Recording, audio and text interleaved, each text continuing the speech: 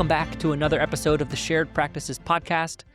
In this episode, we are going to address listeners who have reached out to us and asked us to talk specifically about solo practices.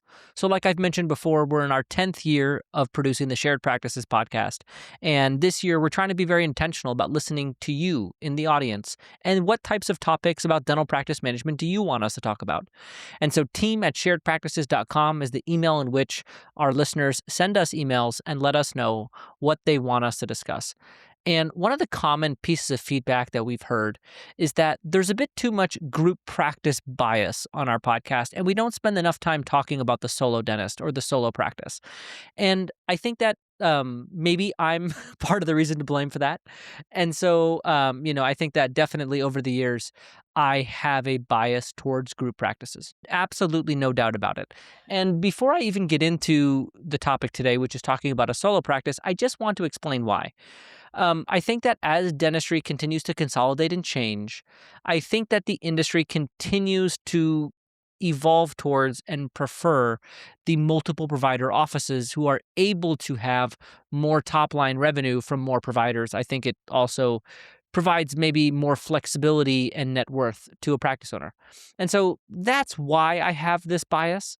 But that being said, I don't want to leave out our solo dentists. And the feedback we've heard is that they want to hear about content specifically for solo practices. And so I want to maybe talk about the different types of solos in our avatar framework. And so in our precision growth pathways, we have 3 pathways for the solo. We have the solo, we have the productive solo, and we have the smart solo. And I just want to maybe quickly explain the differences between those. So the solo is the practice owning dentist who maybe does, in their top line revenues, less than $1 million a year by themselves. So they're going to be kind of in that solo practice. Then you're going to have the next avatar, which is going to be your productive solo. So they are doing over $1 million up to 1.4, 1.5 million, which on a monthly basis is going to be around 120,000 a month at the most. And, somewhere between 85 to 120,000 a month is going to be the productive solo. And then you're going to have the smart solo. And what really makes the smart solo different is their ability to earn, up to $1 million a year. So, they're going to have earnings between $750,000 to $1 million a year or even more as a solo practitioner. And so those are going to be some of the different areas where, you're going to see a solo practice kind of be, and that's all based on the top line revenue and the owner's income being a solo dentist. Now, I started with my bias just to get it out of the way so that I could spend the rest of the episode focusing on how to do the solo practitioner model well. And one of the things that I think is the first thing is when you're a solo dentist, it's all about you. And that could be a good thing. And also it could be a bad thing, right? So let's focus on the good thing, right? So how do you want to express your personality as a dentist through the way that your practice is set up? Now that's the core component of being a solo dentist is what types of procedures do you want to do? Do you want to maybe do higher volume? Do you want to do lower volume fee for service? Do you want to potentially niche down on a certain type of procedure mix? Now I will say niching down is a little bit more challenging. But in general, you can do that. And so, I think one of the things that I just want to say is, okay, within the solo avatars, the one that I am the most negatively biased towards is the solo practitioner earning $300,000 a year or less. And the reason being is that if you're going to be a solo practitioner, you have the advantage of keeping your overhead very low. You have no other doctors on your payroll. And so you have the ability to, if you can produce and be very productive with your own time, be a productive solo, you can increase your income to 400,000 and beyond. And I think that that's where I think this model makes a lot of sense because it's lower stress, smaller team. And so I really want to focus on helping people get to that first step, which is if you're a solo dentist and you're making 300,000 or less, how do I get to that productive solo where I'm making, 400,000 or more. And the first thing that I would say is you got to push your top line to at least the 1.2 million range, right? So if you're doing less than 100,000 a month as a solo dentist, then I would say that the highest return on investment of your time and energy spent is on growing your revenue. And so there was a previous podcast that I released that talked about sort of the 4 levers to grow a practice. And in this episode, I want to maybe talk about those 4 levers relative to a solo practice. So the first one is going to be your patient flow. The second one is going to be your case acceptance. The third one is going to be your consistency. And the fourth one is going to be your efficiency. And so I will say that for the solo practitioner in particular, the first 2 levers are going to be your most important ones. Your patient flow and your case acceptance. Those are going to be the big levers for you to drive growth. And so let's start with patient flow. So the big question is, are you checking for 1 or 2 hygienists? And now, if you're telling me that you're a solo dentist who does not want to check for 2 hygienists, I would say in general that it's going to be very hard for you to reach those income goals that I had talked about at the beginning. And maybe you don't have those income goals, which will be fine. But like your path to having that higher income, if you're only going to have 1 hygienist and you only want to check for 1 column of hygiene, is going to be through a lot of procedure mix, doing a lot of different types of procedures, and also maybe even fee for service. Because it's just going to be very hard for you to get to the revenue that you need as a solo practitioner without 2 hygienists. So the first question you have to ask yourself as a solo dentist is, am I doing about 2 hygienists worth of exams on a daily basis? Because, the way I would think about it is there's this big concept of balance in a dental office. And so let me give you some examples of balance when it comes to hygiene. So for each column of hygiene, for each full-time hygienist, it fills roughly 1 column of restorative and needs roughly 1 front office team member to handle the administrative load of those patients. Right? So if you have 8 patients coming in a day, that's going to give you 8 opportunities to do exams, which will fill your schedule about enough for 8 hours of clinical dentistry, and you will need roughly 8 hours of front desk admin time to check in, check out, insurance verify, submit claims, payment posting, all of the things that are required at the dental front office position. And so that's just kind of a balance, right? So it's for you either are 1-1-1, which is 1 hygienist, 1 front office, 1 assistant, 1 column, right? Everything is singular. Or you can double that to be 2-2-2. 2 front office team members, which means you have a patient care coordinator who's check-in, maybe insurance verification, filling up the schedule. They're doing overdue recare phone calls.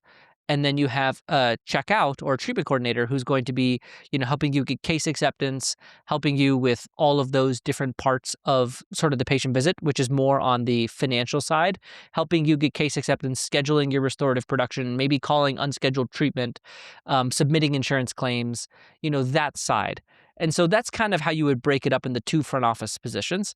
And then you would have 2 hygienists. And so I would say that if you are a solo dentist with 1 hygienist, the easiest and most effective way to grow is growing your patient base to the point where you can see 2 hygienists.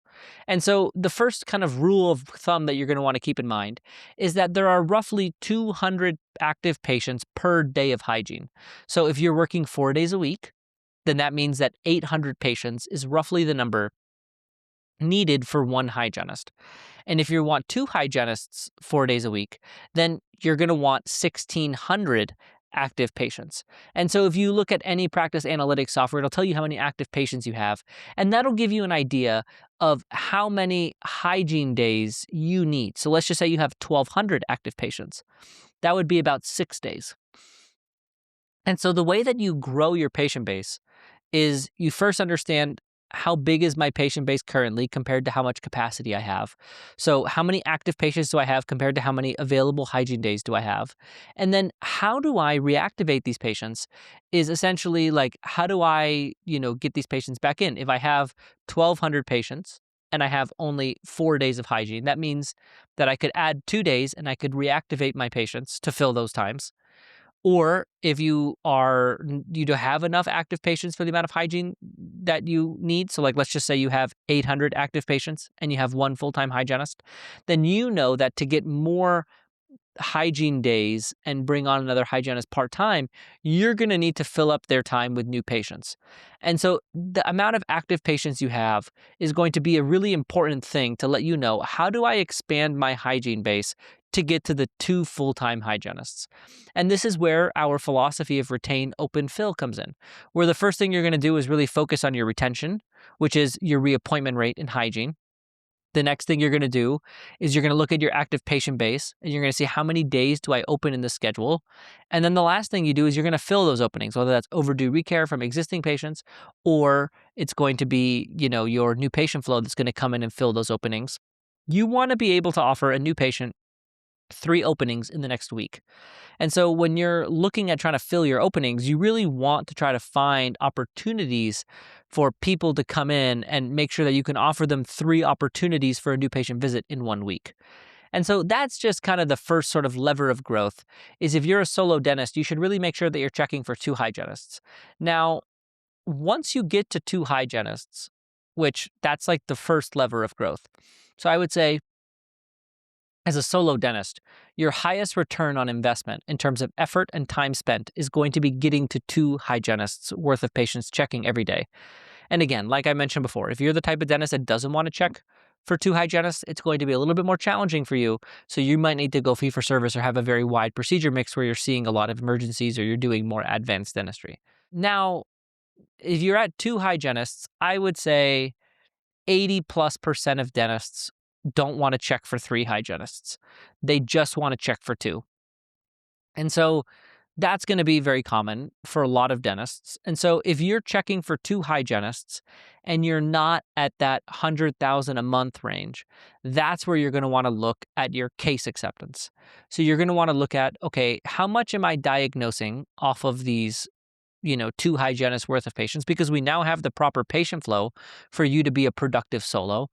And so then you're going to look at your case acceptance statistics. You look at how much do I diagnose and what's my patient acceptance, which is what percentage of patients say yes to something. And this is going to be a key statistic. And as a solo dentist, you should do very well with this statistic, because you are the owner operator of the practice who is doing an exam on every patient. That means you don't need to get associates trained up on case acceptance. So your case acceptance should be much higher. However, if you are, so like your patient acceptance as a solo, you should be able to get 80% of your patients to say yes to something. So if you diagnose multiple things, you should have 80% of your patients accept at least one thing on the treatment plan that you presented. And that is very common as an achievable target as a solo dentist. That's your patient acceptance, which is what percentage of patients accept at least one thing. The next statistic for case acceptance is your treatment acceptance, which is what percentage of treatment is accepted compared to the entire amount that I diagnose. And so again, you as a solo dentist, you should be getting 30 to 40% of your total treatment accepted. And there's going to be certain procedures like implants, for example, where you're going to treatment plan the implant and the abutment and crown. And you can't really get the abutment and crown accepted until the implant is accepted or the implant is placed and healed. And so that's going to be kind of an example of a type of procedure mix that you are not going to be able to convert 100% of. And so that's why the treatment acceptance, we don't expect 100% of the treatment that you diagnose to be accepted. 30 to 40% is considered good. And so I would take a look at your case acceptance and I would say, okay, how much am I diagnosing? And of that, what percentage of patients are saying yes to something? And of the total amount I'm diagnosed, what dollar amount is accepted and scheduled? And that'll give you an idea of your next growth driver. So your first growth driver as a solo is going to be having 2 hygienists worth of patients. Your second growth driver is going to be having healthy case acceptance. That means 80% of patients saying yes to something, 30 to 40% of total treatment accepted. And now, let's just say those check out. Then you're going to want to take a look at your total treatment presented. And you might think like, this is where I kind of got to be very clear, right? What I'm not saying in this example is I'm not saying to diagnose differently, but what I am saying is to ensure that you're being consistent in diagnosing comprehensively. And so there's a couple of different areas where solo practitioners in particular tend to struggle in this area. So I think the first one is confidence. And I'm just going to be very candid. right? There's just a certain group of dentists who maybe, especially if you're taking over a new practice, right? Let's just say you're a new practice owner and you come in and the patient has, a lot going on. You may feel a little timid about the idea of being very upfront with people about sharing all of the sort of comprehensive diagnosis that you may do in a vacuum, right? And so then that might say, okay, well, like I might kind of just handpick the worst things or the things that are the most urgent and let the patient know that maybe there's some other things that we need to keep in mind or maybe some other things that we need to watch. And that could be one thing that is happening. And I think that, candidly speaking, right, that happens, right? Especially for new owners. New owners come in and they're carrying on the legacy of the existing owner, the existing or the old owner. The old owner had great relationships with the patients, had a different diagnostic philosophy, and you walk in and there's just a lot of treatment to do. And, that's going to potentially put you in a situation where you feel uncomfortable sharing these types of findings with your potential patients or with your patients. And that ultimately is going to be it's going to be something that you have to find your own way to navigate. And I just want to give some tips on this one. So this really got me when I was a new owner. So I walked into ownership, and I would say that my sellers and I had different diagnostic philosophies. And I would say that, as dentists in general, we tend to have different diagnostic philosophies. So it's not like this is, one thing about one person is different. It's just different personalities, different ways of seeing clinical dentistry. There's a lot of different ways to treat patients. And so, I came in and initially I was very uncomfortable. And I was very uncomfortable because I was very unsure. I was new out of school and I saw all these patients and I just saw a lot of stuff that I wasn't super sure on how to treat. And so that led to a timid approach in my diagnosis. And then what happened is I really decided to go deep into clinical research where I said, okay, cracked teeth. What does the research say? Who treats these asymptomatic crack amalgams in what ways? What types of cracks are worse than others? And I went really deep into abfractions. Why do abfractions exist? When do you treatment plan night guards? What types of fillings do you do in certain situations? Occlusal staining, is that carious or not carious? How do you tell? And so I got really, really in the weeds early in my ownership on my clinical diagnostics because I just wanted to feel confident where when I saw a patient, I would tell them with certainty based on the studies that I had done on my own why I was recommending certain things and why I was not. And I think it's important because the next thing I'm going to talk about is having your team co-diagnose with you to help you carry the load of the case acceptance process. But to be honest, if you are not consistent, your team will not be able to follow your lead. So let's just say you're the type of dentist that you walk into an exam and the patient's like already saying something negative. You're already not driving with this person. And then they have 3 or 4 different cracked amalgams that are asymptomatic. You know, you may be the type of person who's like, you know what? Like, I don't know. Well, we're just going to treat this guy a little differently because of how this interaction is going. I just want to keep things smooth, keep the patient happy, and retain them. That might be a mentality that you have. And there's nothing wrong with that mentality, right? I mean, I'm not here to tell one person something is wrong, another person something is right. That's not really what I'm here for. I'm here to help people grow their practice. And so what I'll say is that if you find that you are inconsistent with your clinical diagnosis, your team will never be able to really help you with that because if you are inconsistent, they will not be able to know when you are not. Like, it's just a lot to ask a team member to say. It's like, okay, well, if the asymptomatic cracked tooth has a crack on the mesial and distal marginal ridge, then we're going to treat it. But if the patient is difficult and says something snarky, then we don't. Right. And there's all of these different permutations of how that could show up. If this is a fee for service patient that has this type of insurance, right? It's like if you are inconsistent in your diagnosis, then your team will never be able to follow you. And so I think the first thing is that you need to, as a solo dentist, you're the only dentist in the practice. So every single patient who comes through the door is your patient where you are treating them based on what you find the most effective. And so you need to be very sure of your clinical diagnostic protocols and philosophies. I treat this asymptomatic cracked tooth for these reasons. So let me use a very specific example. The distal marginal ridge of a lower second molar. If there's a crack on that, I find myself to treatment plan full coverage on those very frequently. And the reason why is because of the fulcrum effect with the biting forces, right? The further back the tooth is in the mouth, the more biting force. And if that is a first point of contact very often, then that's also a point that's getting a lot of pressure. And I've had patients that have had those, and I've had really bad outcomes with lower second molars with cracks on the distal marginal ridges. And also, those are very difficult places to place implants.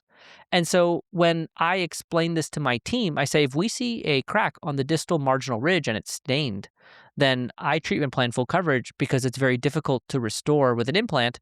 And I've found that that has a higher chance of a poor prognosis than cracks in other locations, right? So do you see how I went with a research approach on how you treat certain things?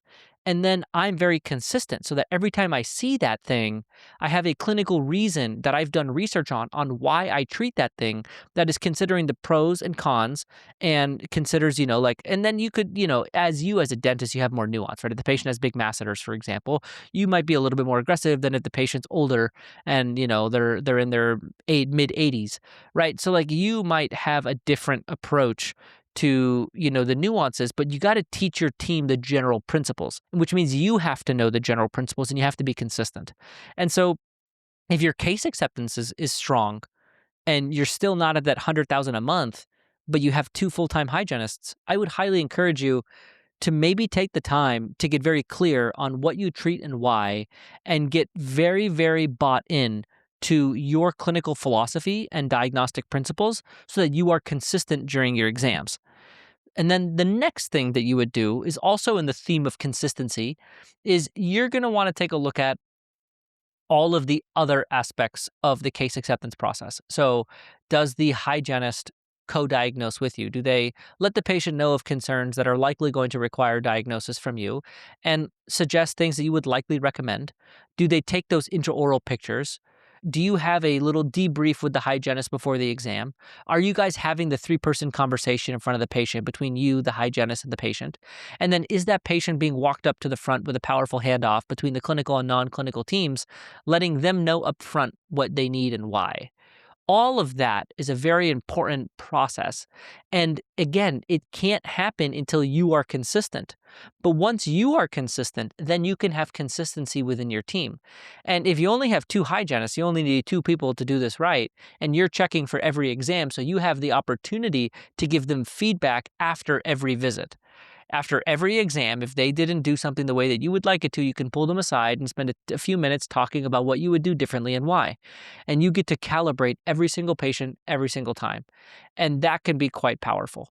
And so I would highly suggest that you take the time to really understand the needs of your patients, your clinical philosophy, and then ensure that your hygienists consistently understand that and they are telling the patient what is likely to come before you walk in, so that by the time you come in, no matter what you're doing on the restorative side of your schedule, you are going to come in prepared to do a very effective exam and you'll be able to do it efficiently.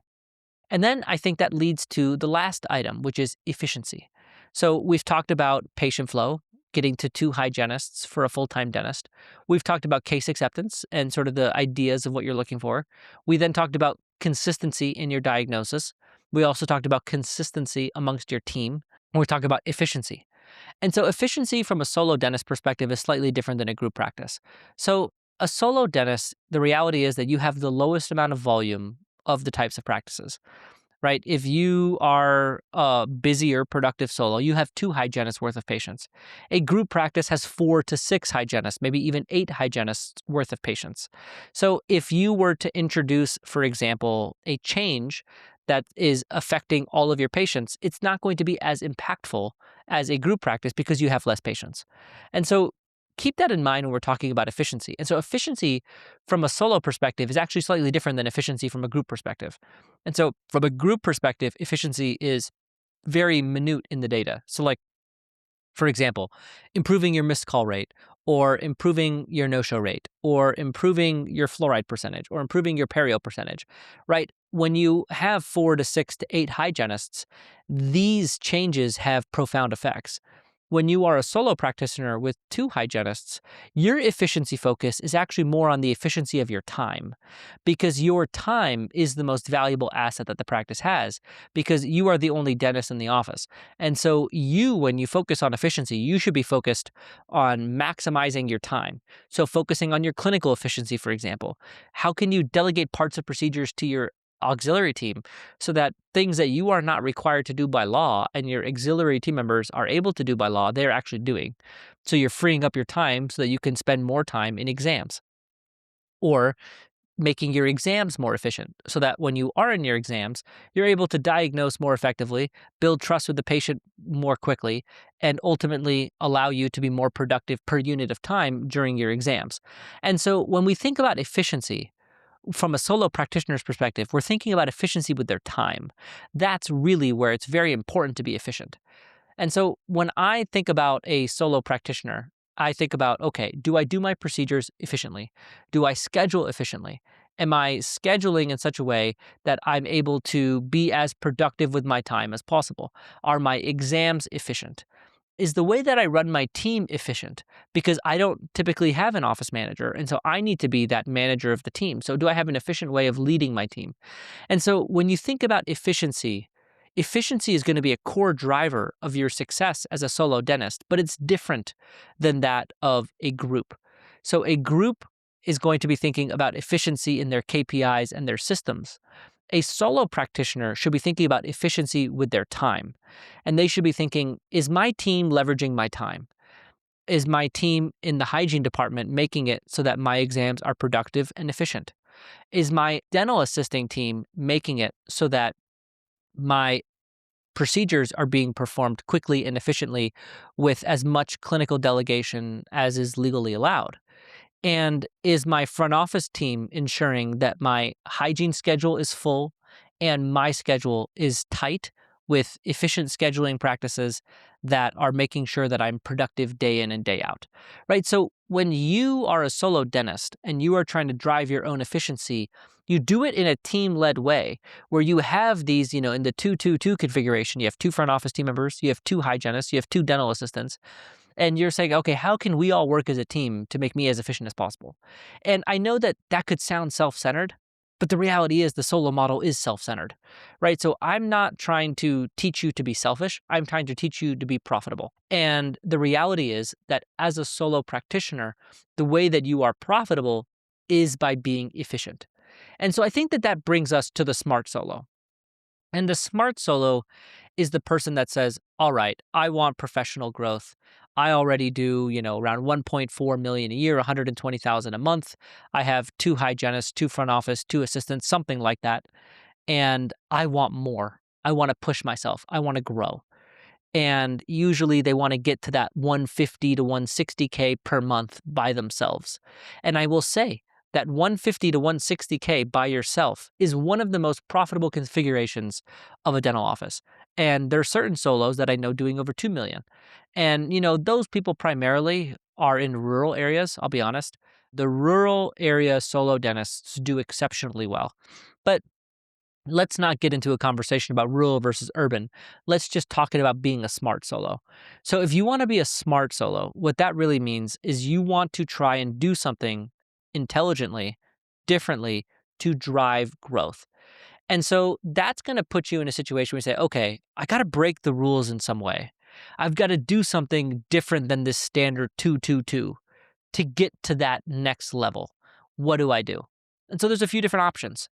So I think that if you're in a state that allows for expanded function dental assistance, then you probably want to lean into that route. So I had a smart solo period of my career, and it looked like a very interesting configuration where I was in between associates. So I had an associate.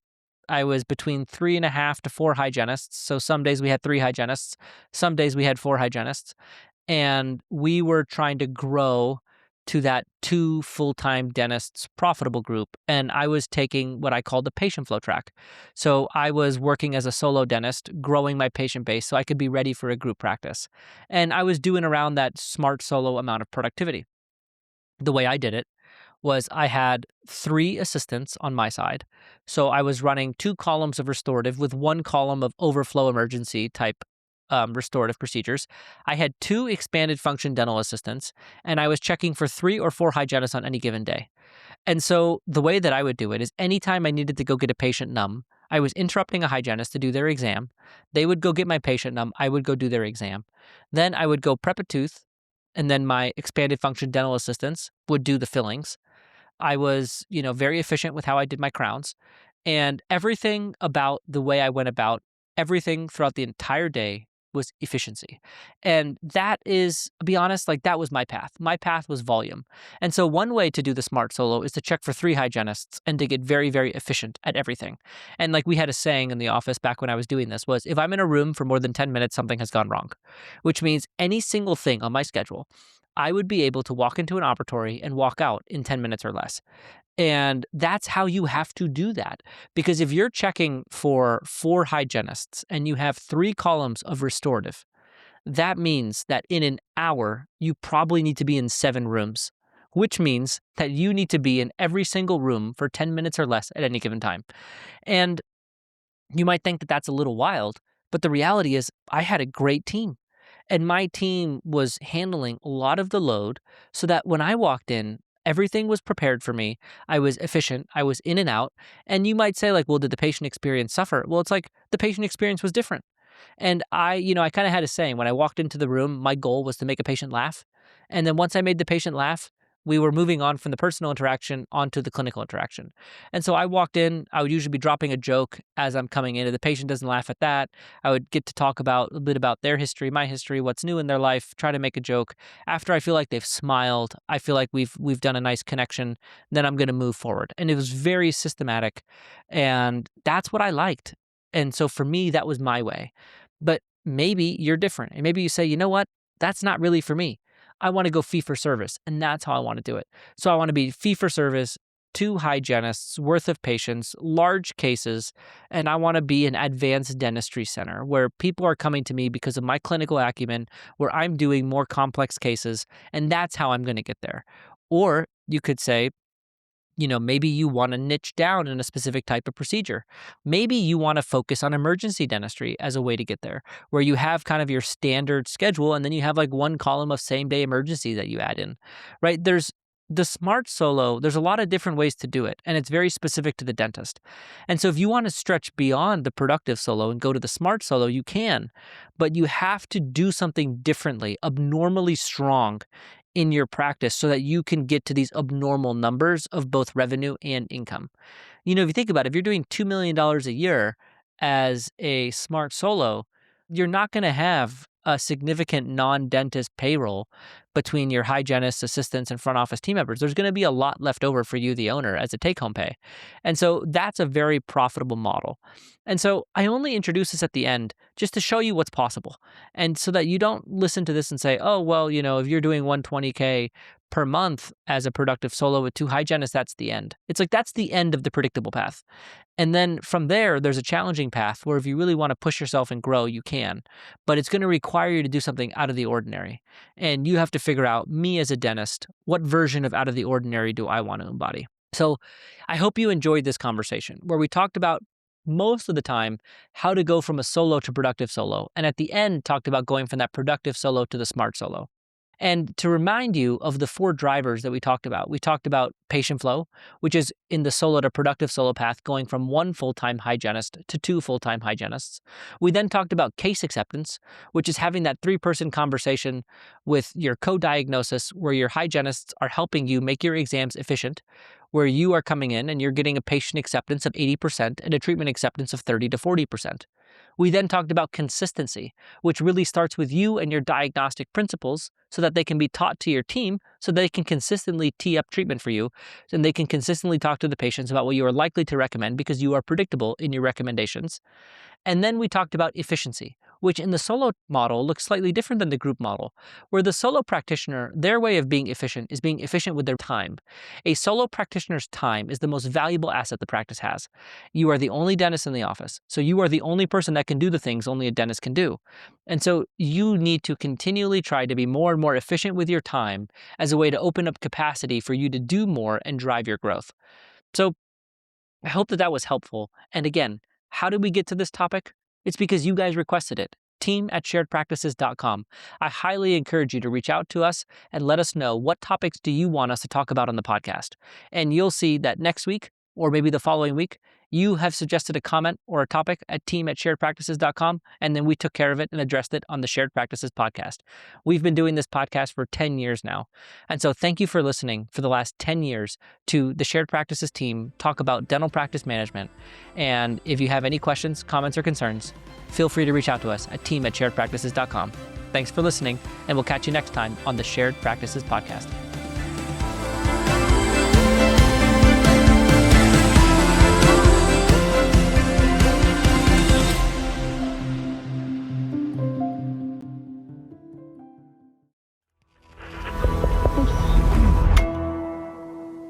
Resonate.